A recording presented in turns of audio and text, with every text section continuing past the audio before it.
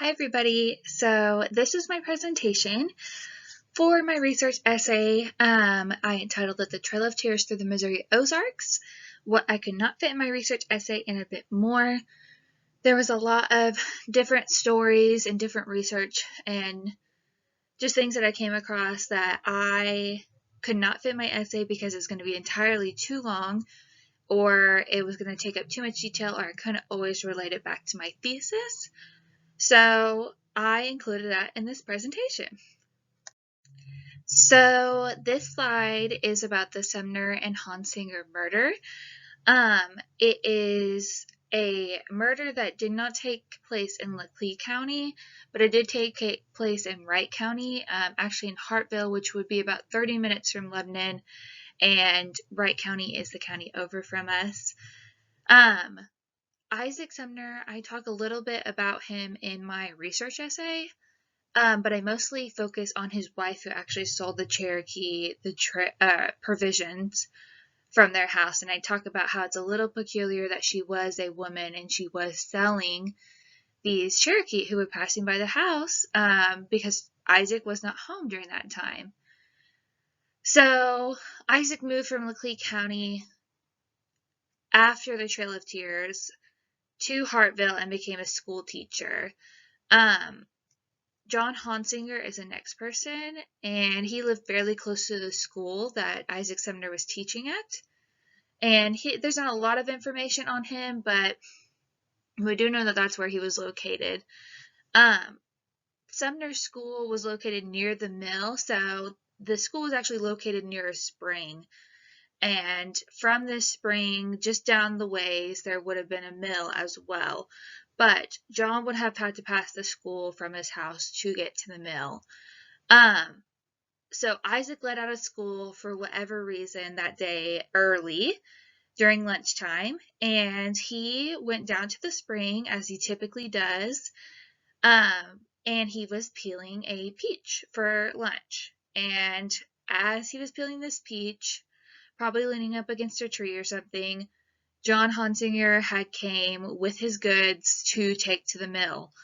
And the story goes that he had passed by Isaac and had thought that Isaac had said something bad about him, and this provoked John, and John said some profanities back to him, and it ended in a tussle. They were fighting, and ultimately Isaac stabbed Hansinger with a penknife, probably the same penknife that he was cutting his peach with, honestly. And it ended up with Hansinger dying right there at the spring where this fight took place, telling profanities as he died. So the one who actually, this was self-defense, and it was considered by many to be self-defense, but Hansinger's wife actually pursued murder charges. So with those, he was sentenced to jail, but not long after that, he got pardoned following his sentencing by John C. Edwards, who would have been the governor at the time. And the reason that we have this document today is because of that pardon. So Leclerc County's courthouse actually burned in 1920. And with that, we lost all of the criminal records, and we lost this piece of information along with that. So we would have no idea today about it had it not been sent to Jeff City and looked over, and it's actually in the Missouri archives now. So the next person I want to talk about is Abiel Parks. He is also a local resident. I say local, he's not technically from Leclerc County. He's actually in Wright County, but he's right on the line of Wright County and Leclerc. So he moved here in the 1830s-ish and became a postmaster in 1836. And he was actually the first postmaster in Wright County. And it also, his post office would have also had a trading post as well. Interestingly enough, folklore says that this post office and this trading post, instead of being in his house, which would have been located near the cave, they say that it was actually in the cave, which would have made a lot of sense. A lot of people would have knew where this cave was. It It holds really good. It's got a large opening. It's pictured up top in the right-hand corner. And it's Cave Springs is what it's called now, today. So this would have been a good geographical reference point for any detachment leaders who would have passed by it. So if they passed by, they could tell the detachment after them. A.B.O. Parks, the postmaster, he's located in this cave. It's a very prominent cave. Everybody knows where it's at. Go ahead and stop there. He sold us provisions. So it would have been a good reference point along the trail as well. An interesting point that I found was that he died in 1870 in Cherokee County, Texas, as a pioneer. So we do know that he sold the Cherokee provisions along the Trail of Tears, and we do know that he encountered them. The interesting thing is that he died in Cherokee County, Texas, so that has some possibilities of being discovered and sought after a little bit more. Some more research should be done to it. So this side has to do with a connection between settlers. Most of the settlers that came here were from Tennessee or Kentucky. So as they're coming down with their extended family, neighbors, friends. So they already have a connection in that way as long as they settle near each other, and typically they did. One thing is that neighbors often married other neighbors.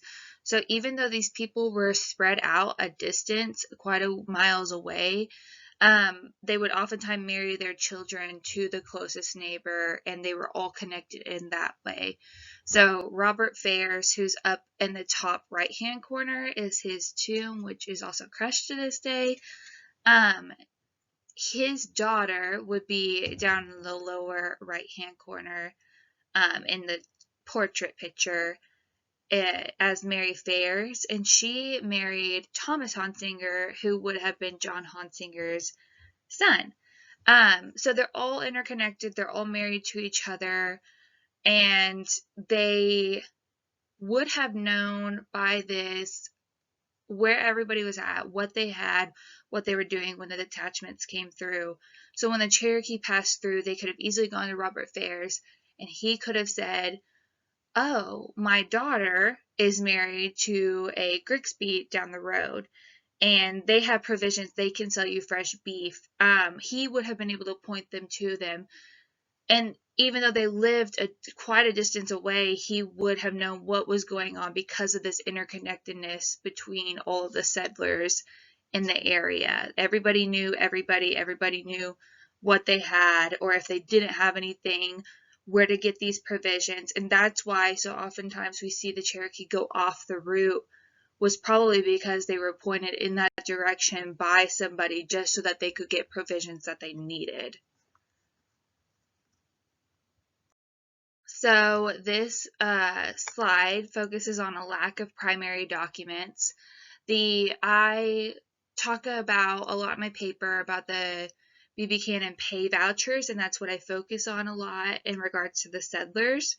So those are very detailed. He also has a journal which is detailed enough, not to a great extent, but there's no known journals or pay vouchers for the Hildebrand and Taylor group, who also would have passed through this area as well. So that makes it hard to gather this information in detail on settlers that they would have interacted with. We don't have that. We just have it from the Cannon group. So having that would have been an extra emphasis on the detail, and it probably would have shined a lot of light on the questions that we have today about these settlers that they interacted with. Also, a major thing is there's no known journals from the settlers along the route or the Cherokee themselves. So we don't have a journal from any of the settlers. Say that Elizabeth Sumner, she's a woman, so she probably kept a diary. Say she had a diary, that has yet to be discovered. It's yet to be found, and it could very well be up in somebody's attic or down in somebody's great grandma's basement, or maybe just in an oral history somewhere. But sadly, we have not discovered that. It's either not there or it's not been discovered. We'd like to think that it's not been discovered, and we always keep our eyes and ears open for these new primary sources, but they just haven't been discovered yet. And that could tell us, what did Elizabeth Sumner think, and why did she sell them the provisions that she did, and what did she think of these Cherokee that were passing through? We don't know her inner thoughts, and we don't know why she did what she did necessarily, because we just don't have this detail interaction, because there's no primary documents such as journals, such as diaries from these settlers and what their thoughts were. So it's easy for us to take the journals that we do have, such as the Buttrick Journal, and almost assume that something happened, or read between the lines, and that's just what we have to do in order to piece this story together, essentially. So in the left top corner, there is the Buttrick tombstone, and he would have been on the Taylor group. He would have kept a journal, and that's about as detailed as the Taylor group gets, along with Morrow's journal. He is down in the left-hand corner, and Richard Taylor is in the middle. These two journals would have been about as detailed as things get, and those are just recording the settlers that they interact with in minor detail, not necessarily going to full out detail at all about things, and only recording the settlers that they thought were important and not elaborating on anything. So Peter Hildebrand is in the right hand corner, and up top right is Miles Vernon, who would have been a wagon master on one of the detachments, and he actually came to Lebanon and settled in the area as well, so he became a local. So my last slide is about the National Park Service. This is a map, a current map of the Trail of Tears, which has made the National Registry for historic sites. The National Park Service has had 30 years to uncover these details of emphasis on precisely, where the Trail of Tears took place in the Ozarks. This produced a less than satisfying Trail of Tears map, which is what I have pictured in the background. Americans would typically think that this is a good map, it's accurate, and it's good information to go off of, and it's not accurate at all. There's certain parts of it that are accurate and that they get almost right, and there's some that are just totally off the wall and not right at all. For example, in Leclerc County, there's a certain part that they have going right along Route 66, and by some research done, we can prove that it's not going right along Route 66. It actually deviates from it. And you can tell that they kind of take a clear shot, and they don't track these swells as much as they could in their map at all. So let me show you some of the maps. This is a precise map done by my boss, Mark Spangler. He's worked very, very hard on this. He has tracked things based on glow maps and censuses and the B.B. Cannon pay vouchers. We can decide where these settlers were and have an exact location, and from there you can kind of track where the detachment groups would have came through. But to get the actual details, you have to go actually out in the forest and track the swells and see. Obviously, thousands of people tracking through the same part would have left a lot of swells and a road, some kind of indicator that they were there, basically, that has lasted that long. This specifically shows the Grigsby's, which I mentioned in my essay, and Abiel Park's Cave Springs. So you can see that it's not a straight line, that there are swells in it. There's little bumps in the red line. This is from him actually GPS tracking it, putting down coordinations, and this is the map that he has came up with, which is completely different than the National Park Service has. And a lot of that has to do with, as well, he is a local. He does understand, the National Park Service would have to employ local people almost to understand this stuff to get into local private land, which is where most of this is on private land now. So they would have to employ this and almost have a local sense of research. So maybe that's why it has taken so long, and maybe that's their reasoning behind it. They just don't have these local people willing to interact and research and go out and find the Trail of Tears passing through their part of the counties at all. So next one is the Taylor Group Detachment, which would have passed Burnett's, and he actually tracks it through here too. It passes over the Gasconade River, and this is where Buttrick records in his journal that the boy had died and they buried him on the Burnett's, which I include in my essay as well. But you can see the swells here as well. It's very detailed. Go on. There is the 1830s glow map, which he also provided for me. This shows where the Burnett's would have been based on the survey that was taken for the map during the 1830s. So obviously not super accurate, but at least somewhat accurate. And the National Park Service is not using this information. They're not doing the research behind it. They're almost kind of piecing it together based on what they think and not necessarily doing the research behind it, is what it seems like to us. So when you look at the National Park Service, it's not pinpoint accurate, and it could very well be if somebody would get out and do what Mark and I have kind of looked into and go out and find the trail and look beyond into these settlers' lives and where they were and what they were doing. And they especially have not, although Mark's focused a lot on the road, my focus has been a lot on who these settlers were, why they were where they were.